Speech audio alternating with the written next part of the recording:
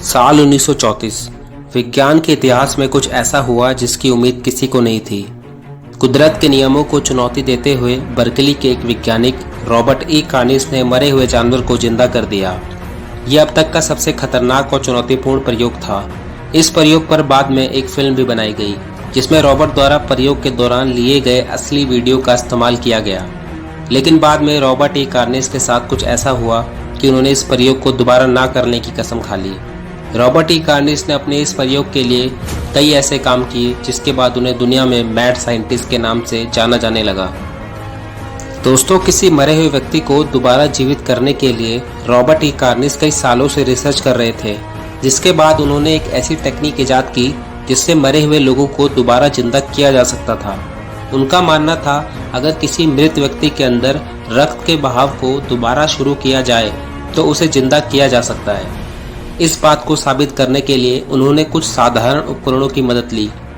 दोस्तों, इस प्रयोग में रॉबर्ट मरे हुए व्यक्ति को एक बोर्ड पर लिटाकर जोर जोर से घुमाता ताकि उसके शरीर के अंदर का खून का बहाव दोबारा शुरू किया जा सके।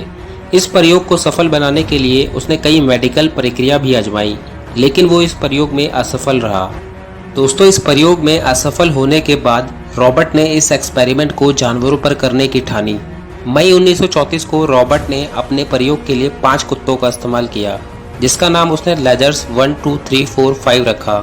दोस्तों, इन सभी कुत्तों को रॉबर्ट ने नाइट्रोजन गैस मिक्सचर देकर मार दिया और उनके मरे हुए शरीर को बोर्ड के साथ बांध दिया। इसके बाद इन कुत्तों के शरीर में इंजेक्शन की मदद से एक ऐसा मिक्सचर डाला गया जिसमें एड्रेनालिन मिला हुआ था। इसके बाद उनके मुंह में मशीन के जरिए ऑक्सीजन की सप्लाई की गई। इस दौरान वो बोर्ड को भी आगे पीछे घुमा रहे थे ताकि मिक्सचर आसानी से उनके शरीर में घुल जाए। दोस्तों, इस एक्सपेरिमेंट के बाद पहले 3 कुत्ते कुछ समय के लिए वापस जिंदा हो गए, लेकिन कुछ देर बाद वो वापस कोमा में चले गए। हालांकि लेजर्स 4 और 5 को सफलतापूर्वक जिंदा कर लिया गया। दोस्तों, साल 1935 में मॉडर्न मैगजीन में छपे एक आर्टिकल के अनुसार जिंदा होने के बाद लेजर्स 4 किसी सहारे के बिना खड़ा नहीं हो पाता था। वहीं 5वां कुत्ता लेजर्स 5 केवल 4 दिन में ही वापस नॉर्मल हो गया था। हालांकि इस एक्सपेरिमेंट के बाद ये दोनों कुत्ते कब तक जीवित रहे इसका पता किसी को नहीं चल पाया। दोस्तों, साल 1934 में डॉक्टर कार्निस के इस एक्सपेरिमेंट पर फिल्म भी बनाई गई जिसका नाम रखा गया लाइफ रिटर्न्स। इस फिल्म में खुद रॉबर्ट ने काम किया था।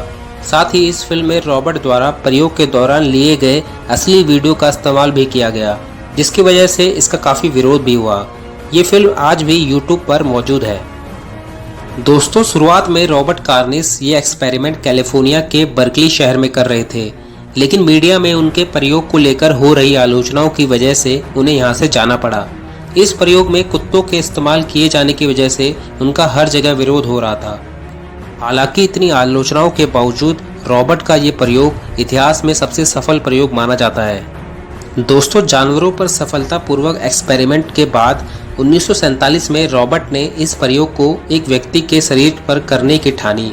इस प्रयोग के लिए उसे एक व्यक्ति मिल भी गया जिसका नाम था थॉमस। दोस्तों, थॉमस को एक बच्चे के कत्ल के जुर्म में मौत की सजा सुनाई जा चुकी थी।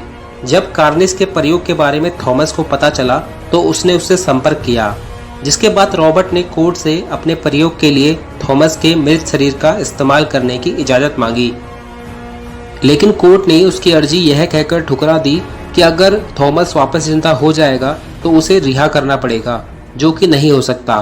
इस घटना के बाद रॉबर्ट को गहरा सदमा लगा और उसने इस प्रयोग को कभी ना करने की कसम खा ली। दोस्तों, जरा सोचिए क्या होता अगर रॉबर्ट कार्निस किसी मरे हुए व्यक्ति को दोबारा जीवित कर पाने में सफल रहता। दोस्तों, ये किसी चमत्कार से कम नहीं होता और इंसानों की अब तक की सबसे बड़ी खोज होती।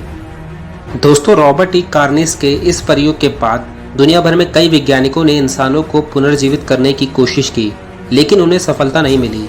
हालांकि आज भी कई ऐसे देश हैं जहां इस विषय पर खोज चल रही है। दोस्तों, मुझे उम्मीद है कि आपको मेरा ये वीडियो अच्छा लगा होगा। अगर आपको मेरा ये वीडियो पसंद आए तो प्लीज़ इसे लाइक करें, शेयर करें और मेरे चैनल को सब्सक्राइब करना ना भूलें। थैंक यू, धन्यवाद।